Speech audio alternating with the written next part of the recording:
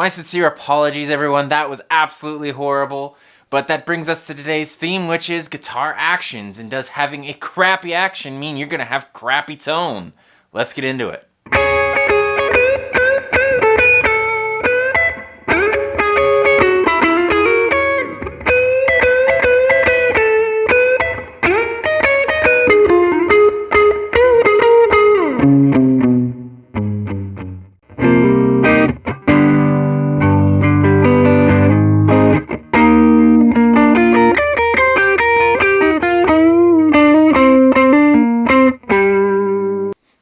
Alright, now that we got some good control tracks laid down, let's talk about intonation. And by intonation, of course, I'm talking about the adjustments of our saddle positions. And the goal is to have, you finger this open string, you tune your guitar up to like perfectly, it's going to be perfectly on E, and you're going to gently finger the 12th fret, hit the string again, and then you're going to look at your tuner and it's going to be a little high, a little low, or right on. What you want to do is you want to adjust the saddle position back and forth ever so slightly so you get that tuning dead on when you're fingering that 12th fret. Do that for all 6 strings and you've got a properly intonated guitar for the most part. What we're going to do is I'm going to take this properly intonated guitar and I'm going to jack it up. I'm going to move those bridge saddles all the way to one side on some strings and all the way to the other on the some strings, and we're going to take a listen and see how much of a difference it actually makes.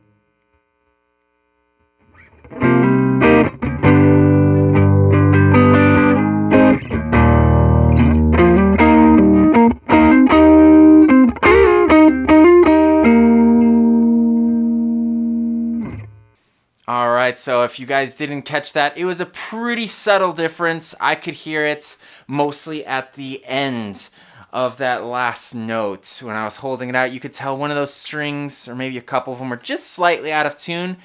The individual kind of notes that I was playing, I honestly couldn't tell the difference, but with chords, it was a little bit easier, but still, it's a pretty subtle effect, kind of surprising.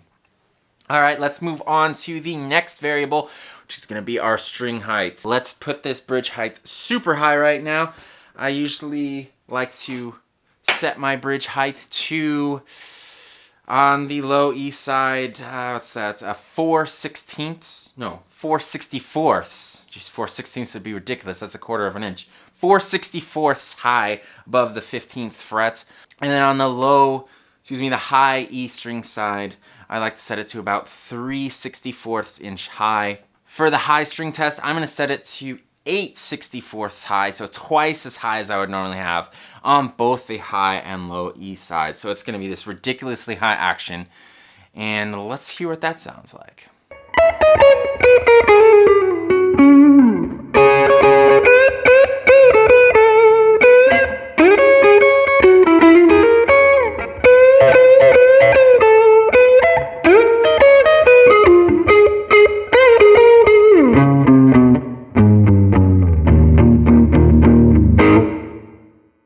Alright, so that was pretty hard to tell the difference between the sounds.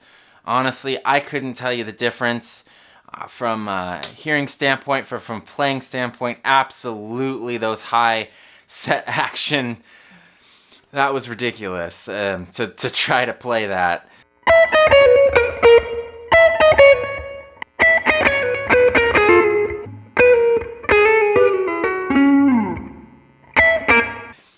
But it really didn't impact the tone that much. Another surprising result. All right, let's move on. Let's take that same concept, but let's reverse it.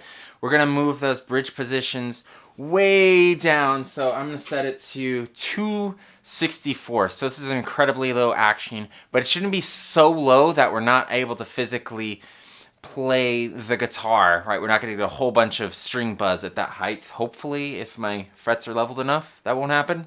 But let's give it a shot and see if you can hear a difference.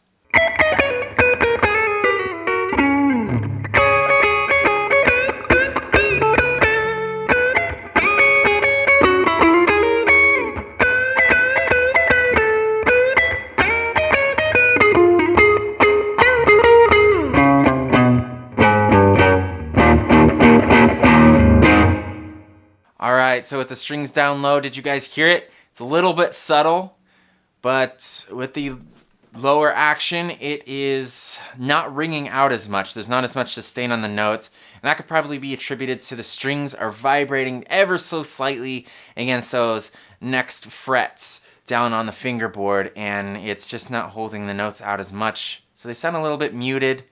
The tone is really not that amazing. So definitely could hear a difference there, but that's all the variables I had planned to test, and I'm kind of underwhelmed.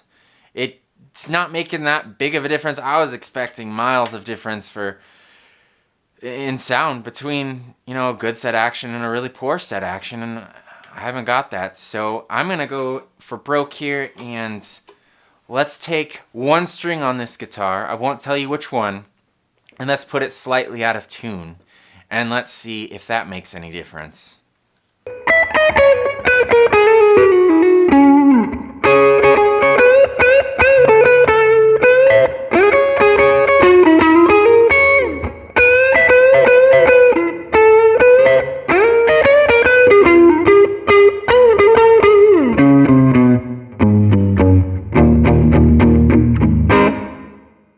Alright guys, so that was absolutely horrible.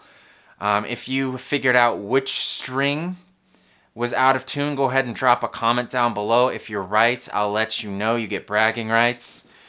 But yeah, that just goes to show you that you could spend a lot of time messing with the action of the guitar, and you are going to get, minor improvements in the overall sound of your guitar. Definitely the playability is going to be way better with a properly set action. But, having a properly tuned guitar just makes all the difference in the world, compared to the action of your guitar, which was a pretty surprising result for me. Anyway, if you guys found this interesting, please drop a like somewhere down there, and be sure to subscribe for more videos. I promise I have a ton more content coming out just like this, where I'm going to be taking different guitar-related topics, different audio-related topics, putting them to the test and letting you guys hear the difference between different stuff. If you guys have ideas, drop them in the comments down below, and I'll see you guys soon in the next video.